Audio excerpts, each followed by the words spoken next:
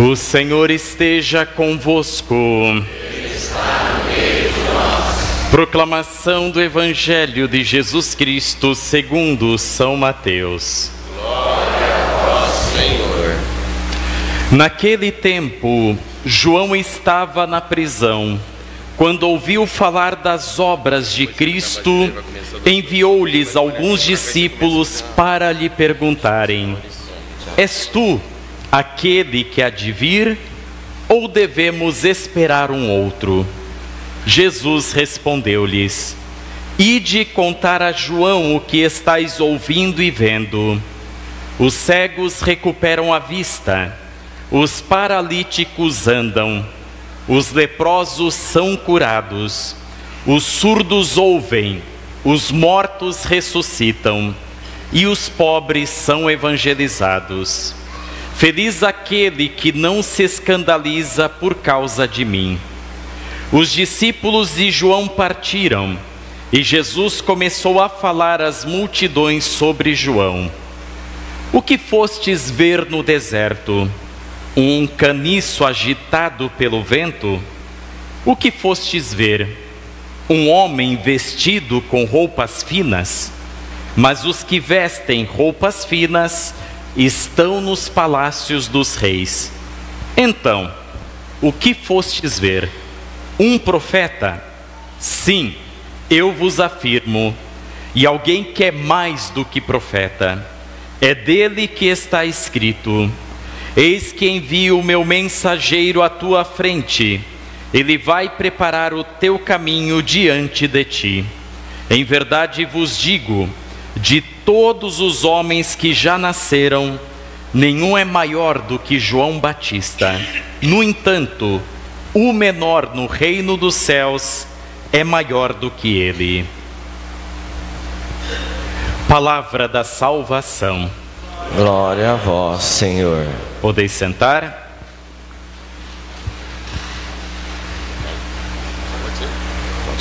Caríssimos irmãos e irmãs, neste terceiro domingo do Advento, nós encontramos uma vez mais este grande profeta João Batista, que é o padroeiro da nossa diocese de Foz do Iguaçu. Mas como ele está diferente do domingo passado? Se vocês se recordam a liturgia do domingo passado, nós encontramos um João Batista bastante agressivo, um homem consumido pelo calor do deserto, um homem que come gafanhotos e mel silvestre. Graças a Deus nunca me convidou para jantar, né? Um homem que vestia pele de camelos e não roupas finas dos palácios, roupa de grife, nada disso. E quando as pessoas faziam quilômetros, né, até dentro do deserto, em vez de dizer: que bom que vocês vieram, sejam bem-vindos, Deus vos ama, raça de víboras. Um homem terrível, né? Mas hoje nós encontramos um João Batista bastante sereno. Por quê? Ele sabe que o seu fim está próximo. Dado que Herodes, um rei fraco, um rei fantoche, né, seduzido, né, pela dança da filha da sua concubina, faz uma promessa e nisso vai ter que entregar a cabeça de João Batista. Portanto, João Batista está dentro da prisão fazendo uma bela reflexão. E o fruto dessa reflexão é bastante interessante. Surge uma dúvida dentro dele, não é? E manda seus discípulos perguntar: é realmente tu aquele que há de vir, ou devemos de esperar um outro? Por que é que João Batista chega a essa dúvida? Vejam que aqui diz o Evangelho, quando ouviu falar das obras de Cristo. O que acontece? Se vocês prestaram atenção no Evangelho do domingo passado, ele falava que o Messias, quando viesse, ia pegar o machado, ia cortar pela raiz a árvore que não dá fruto, ia ser lançada, queimada ao fogo. E Jesus fala: bom, se a árvore não dá fruto, vamos cavar ao redor, vamos adubá-la, vamos esperar um ano. É possível que dê frutos, não é? Esse João Batista que esperava um Messias musculoso, guerrilheiro, violento, escuta que Jesus fala: amem os seus inimigos, perdoem aqueles que vos fazem mal, bendigam, abençoem aqueles que falam mal de vocês. Quanta diferente o Messias que ele está ouvindo falar daquele que ele imaginava. E por isso a dúvida de João Batista não é uma dúvida pequena, não é uma dúvida superficial, não é? Tipo, sei lá, as crianças devem fazer jejum antes de receber a primeira Eucaristia, não é? Sei lá, hoje vamos colocar flor amarela ou flor branca, né? São coisas belas, mas, enfim, né? Que não mudam na sua essência nada.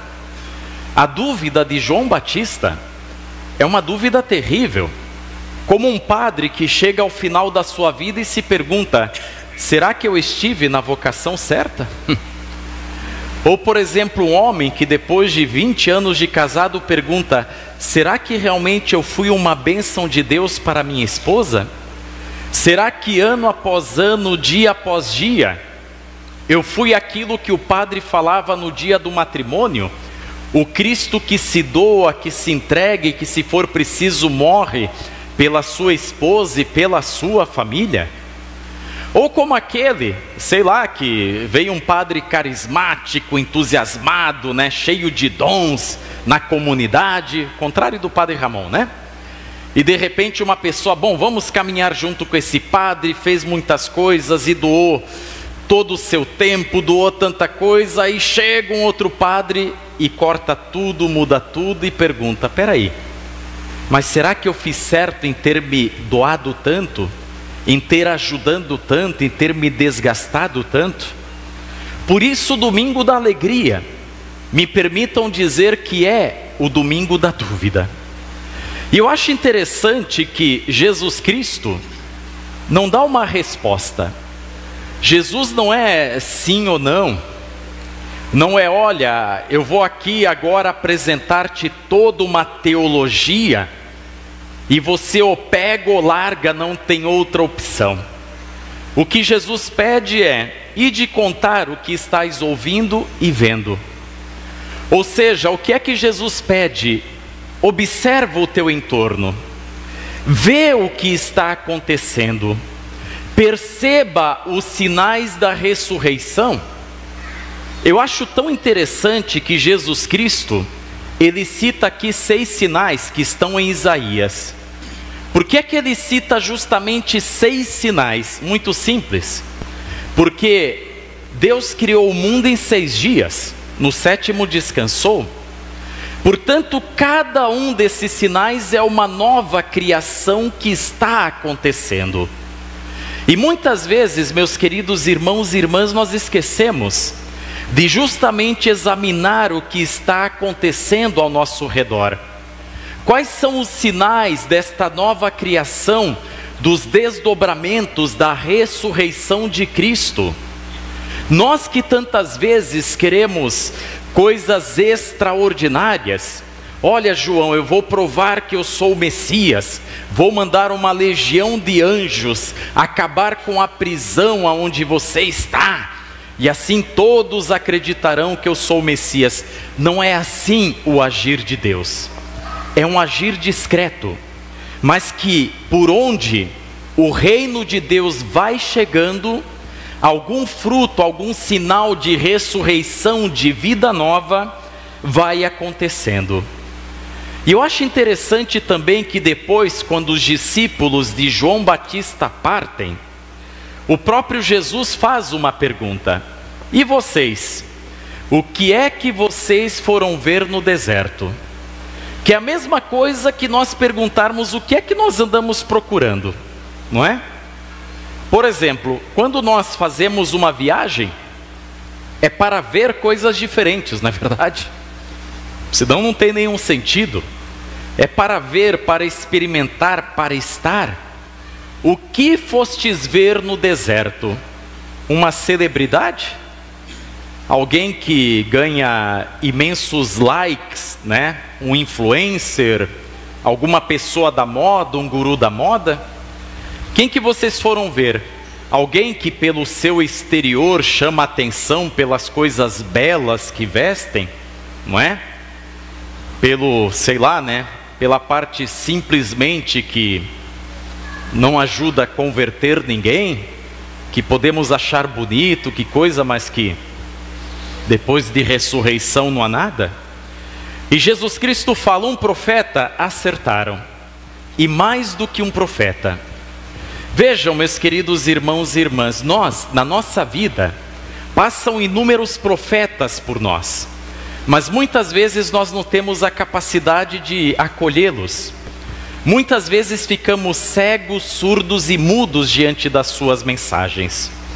O que Cristo nos pede hoje é, em primeiro lugar, bem-aventurados aqueles que têm dúvidas.